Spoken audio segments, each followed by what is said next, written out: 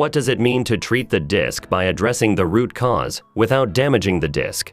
It means recognizing that the disc plays a crucial role. The disc acts as a shock absorber, preventing the vertebrae from colliding with each other. To explain this important function, let me compare the disc to a tire. Look at this tire. At the center of the tire, there is a tube. Surrounding it, like a tire, is a thick fibrous ring. This is a real human specimen. This is not a model. What you are seeing is an actual human specimen from the Frozen Anatomy Laboratory at Uppsala University in Sweden. When the disc is cut open like a tire, you can see the inner structure indicated by the arrow. The nucleus pulposus sits firmly inside, and a thick annulus fibrosus surrounds it. Together, they function like a single-car tire, providing cushioning. But what happens when a tire loses air? The tire collapses, and a car cannot drive properly on a deformed tire. The same applies to the human body. When the disc is not preserved and collapses, pain develops in the knees, hips, shoulders, neck, and even headaches occur. The entire body can no longer function properly. When the disc is properly maintained like a well-inflated car tire, the vertebrae do not collide, nerves function smoothly, and the spine performs its normal role. That is why the disc should never be cut out, but instead repaired and preserved. Now, let us take a look at cases where the disc was cut out and treated. Please look at this patient's original L4 to L5 disc. You can see that the disc height was quite tall, about 1 centimeter. Now, look at the same disc several years after disc surgery. At the L4 to L5 level, the bones are now colliding with each other. Because the disc has been completely removed, the vertebrae are contacting one another, and you can see the dark area in between. This is what we call the vacuum phenomenon. That area appears dark. After traditional disc surgery, this patient's sciatica and leg pain improved, but low back pain developed instead. Now, let us look at another patient. Before surgery, the L4 to L5 disc space was wide, and the disc itself was well preserved.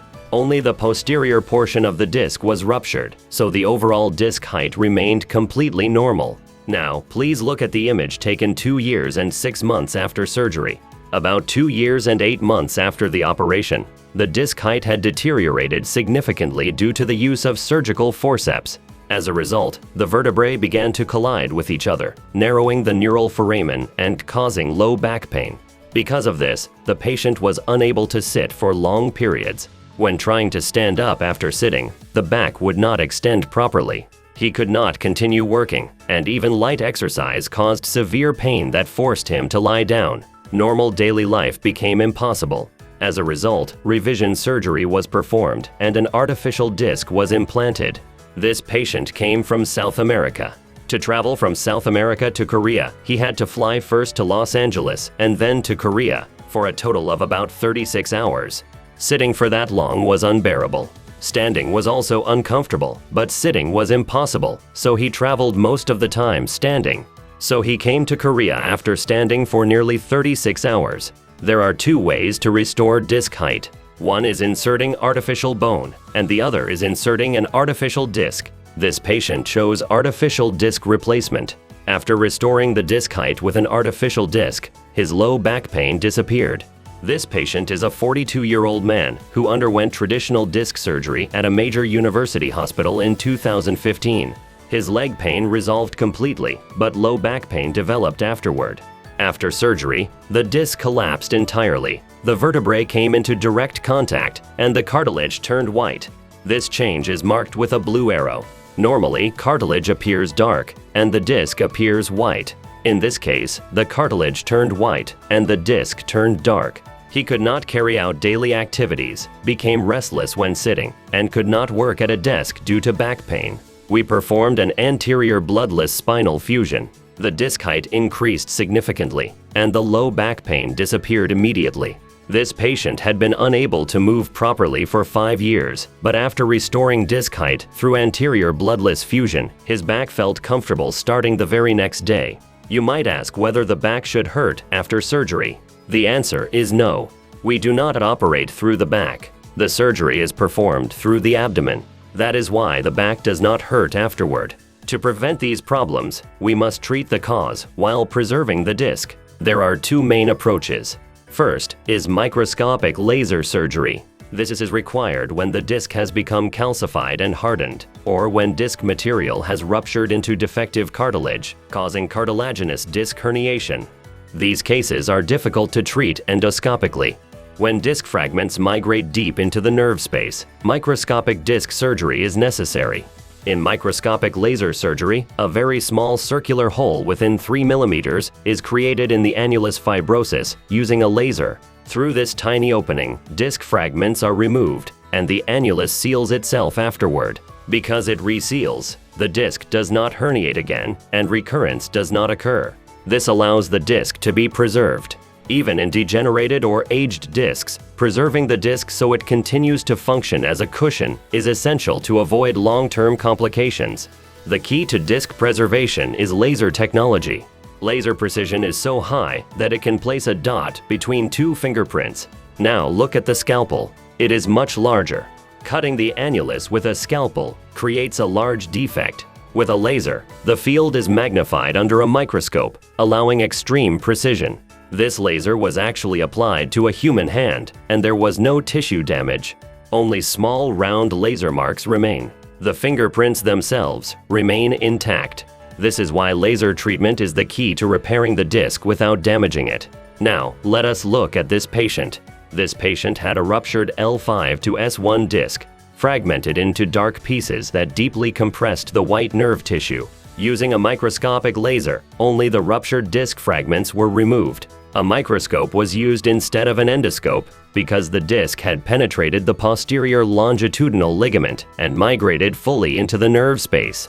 In such cases, microscopic laser surgery is required for complete recovery.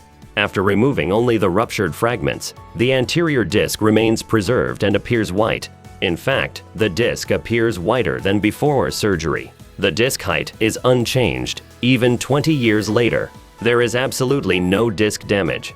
The patient returned because of spinal stenosis at L3 to L4 due to aging and heavy labor, not disc recurrence. Only the stenosis was treated, and the patient returned to normal life. Disc-preserving microscopic and endoscopic laser surgeries were scientifically validated and published in an SCI-indexed journal in September 2006. This treatment has been scientifically validated as a disc-preserving therapy. Most patients undergoing endoscopic laser treatment are discharged the same day or after one night, with rapid recovery. Laser energy is applied only to the damaged annulus, never to the disc tissue itself. Forceps must never be inserted into the disc.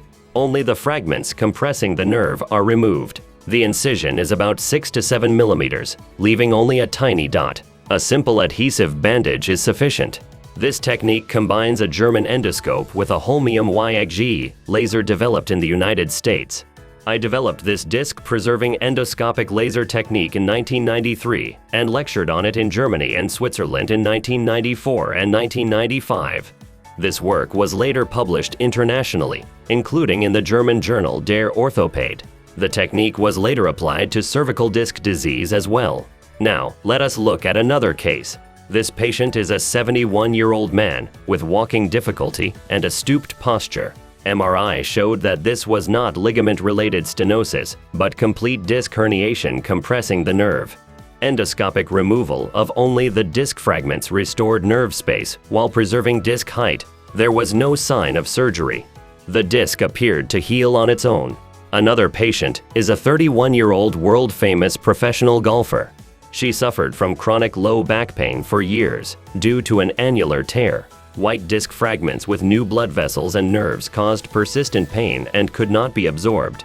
Instead of artificial disc surgery, we removed only the fragment endoscopically. Afterward, the disc height and structure were restored.